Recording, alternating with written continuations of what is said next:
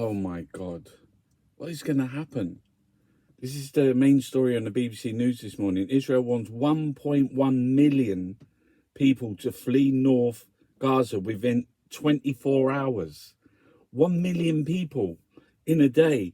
The United Nations calls on Israel to withdraw the evacuation order, arguing it would have devastating humanitarian consequences.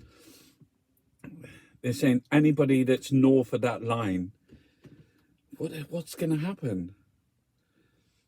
The Israeli army has just ordered the entire civilian population of Gaza to evacuate south within 24 hours. The United Nations says that amounts to 1.1 million people.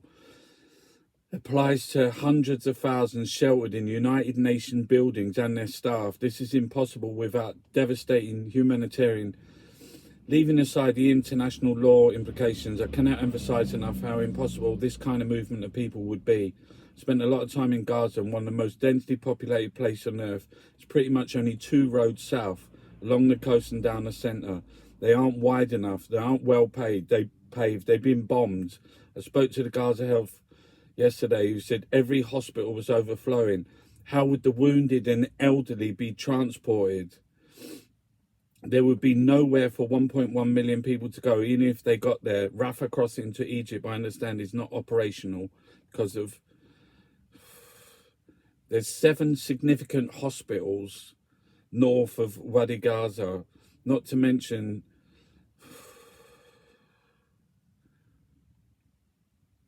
there is an alert.